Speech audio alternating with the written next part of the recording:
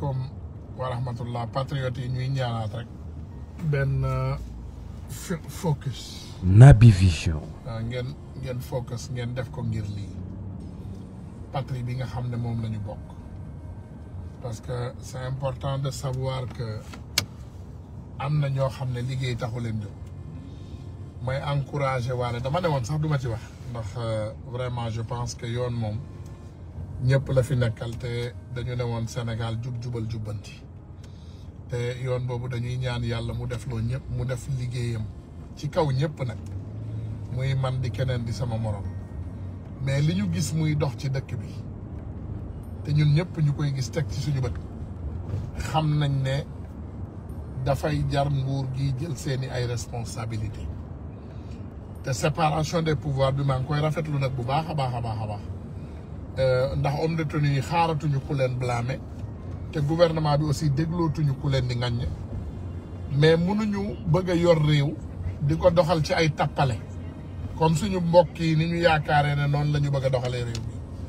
réew mi ay tappale du ko doxal ay tappale du ko doxal ay njuuj njaaj du ko doxal réew mi fulla ak fayda moo koy doxal te li ma gëm ak li ma gis ñii di ko def incha allahu rabbi buñ ci toppee réew mi dina tegu ci yoon waa ña nga xam ne nag ñoom la ñu yóbbu garde à vue pour man nañ leen ñamal paquetage parce que comme nit bu lay won reewande homme de tenue yi yéen lay waxal de nit bu lay won reewande Naby Vision nit bu fekkee dafay won reewande boo koy teg ci yoon teg ko ci yoon mais bul ko maase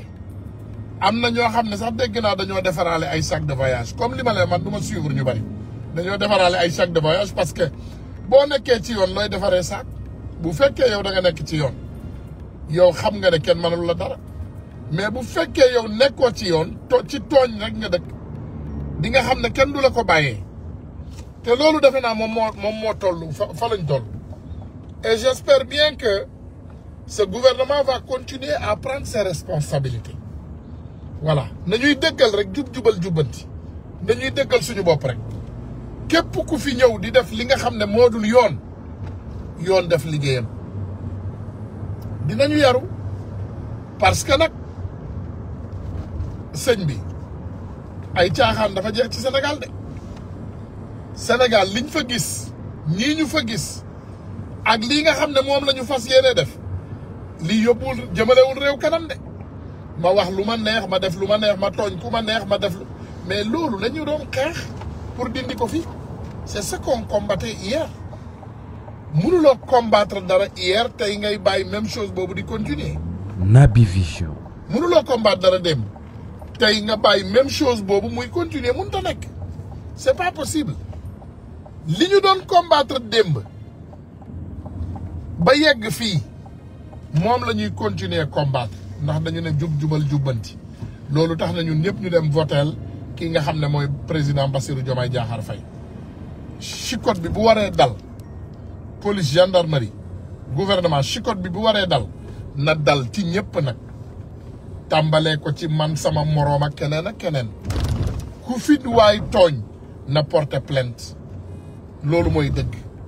comme ni ma leen ko waxee ci ñëpp nag bu fi kenn jooy de nañu assumer rek assumer vos responsabilités nit buy def ñuy tere nga ñu lay bàyyiloo nga bañ ngay wax li la neex di def li la neex assumer il faut assumer vos responsabilités mais mënul nekk nga def lu la neex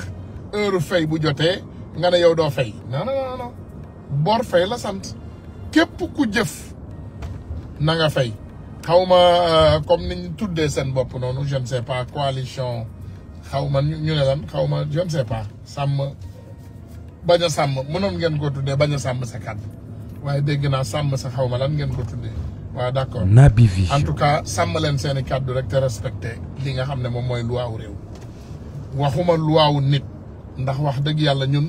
réew mi dañ ko jël rek dénk ko Bassirou Diomaye Diakhar Faye ak le président Ousmane Sonko premier ministre Ousmane Sonko te incha allahu rabbi ñoom it seen waxtu dem bu jotee dinañu dem dénk keneen mais li am te des te ñu bëgg leen ko yëgal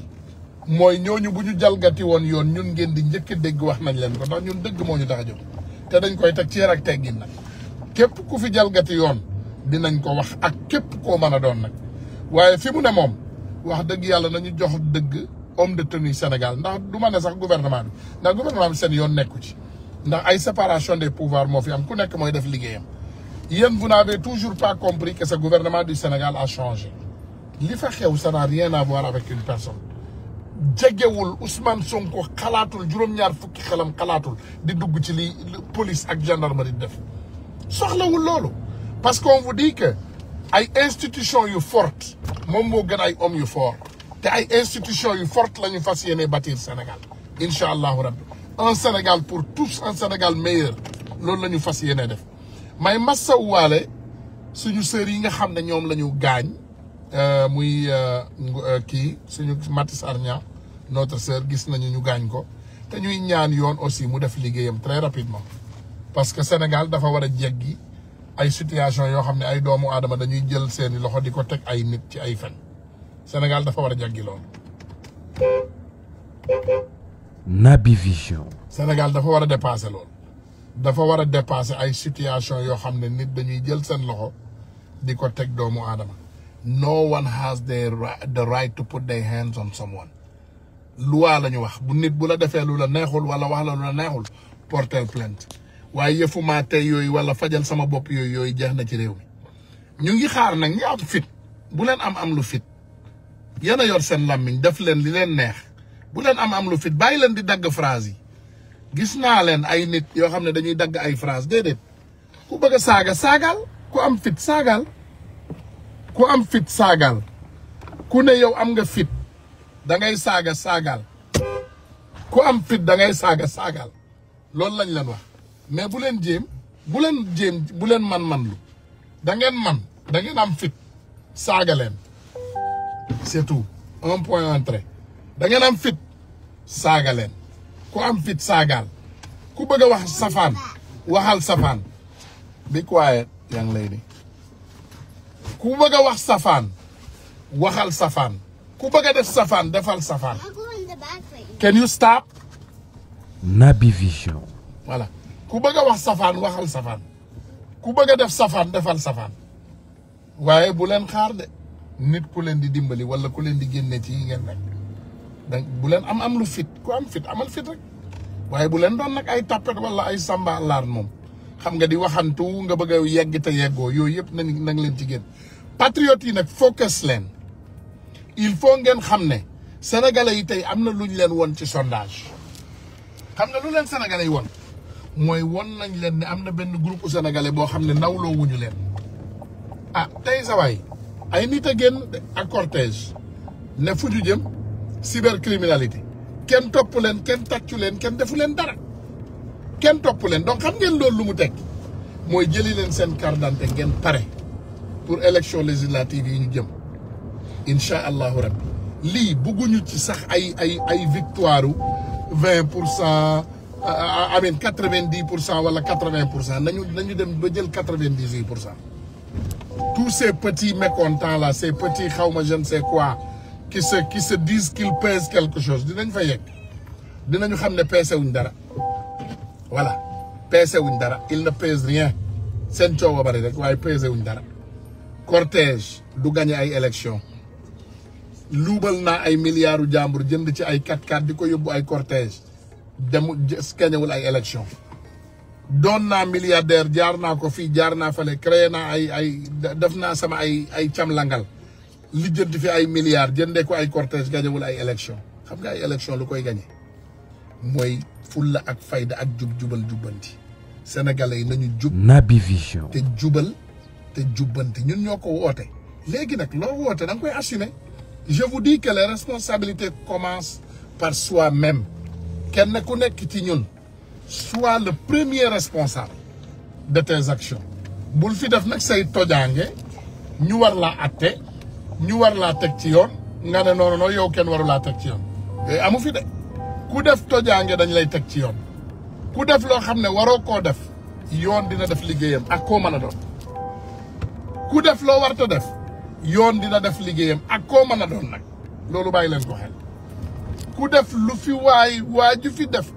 fi waay def waaye na jël ay responsabilité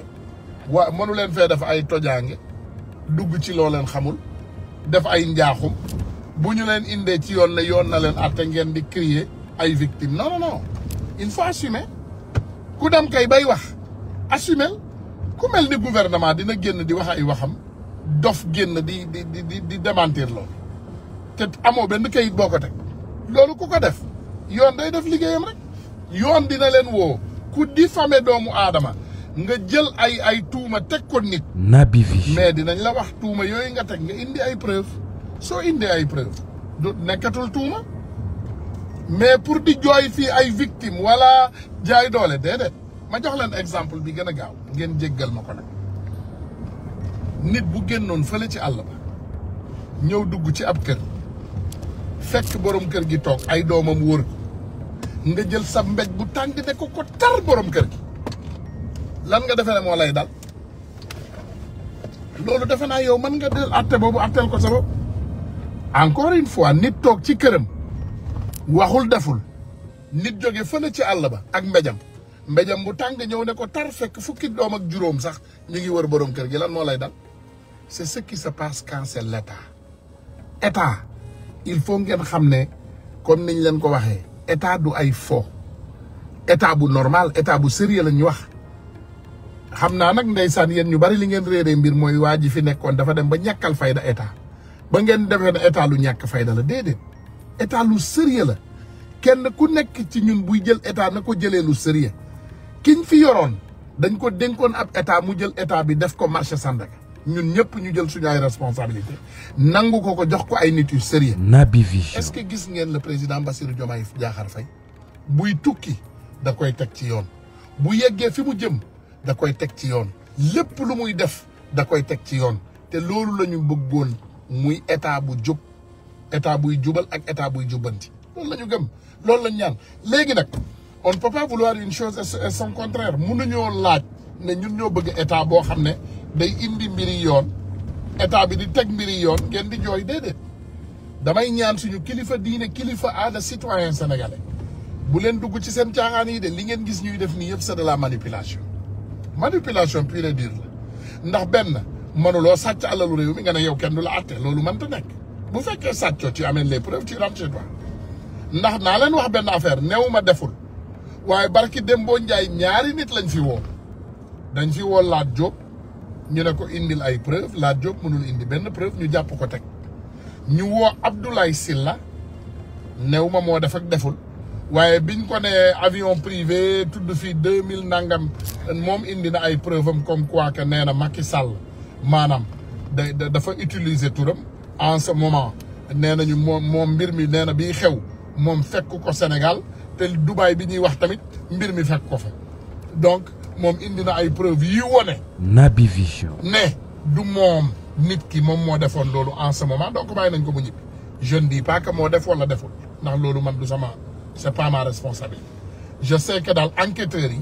saa boo leen joxee dossier te mu doon dossier bu solide dinañu woo ñi ñu war a woo entendre leen ku def ñu wax ci ñu atte la ku deful ñu bàyyi la nga ñibbi donc tey képp ku ñu jàpp ci kaso bi dugal leen fa bu ñu nelawal seen xel yi ça n'a rien à foutre avec le président Ousmane Sonko yónneewul waxloowul moom bu amee lu mu wax da koy teg ci yoon ndax moom lañ ko laaj ñii ngeen fa gis ñu dugg ci kaso bi mooy ñii nga xam ne ñoom ñoo jël seen ay responsabilité def te ku def nag tu vas payer les conséquences donc gars yi loolu rek laa waxoon naa ne woon tey ma baaxee leen ko di leen jéggaluwaat rek di ñaan yàlla incha allahu rabbi ñu continuer ci liggéey bi nga xam ne moom la ñu nekk ñu focus ba li nga xam ne moom la ñu bëgg yàlla defal ñu ko le 17 novembre on se débarrasse de ces bandits une fois. Naby Vision. Vive la République wa salaamu aleykum wa rahmatullahi wa barakatuh.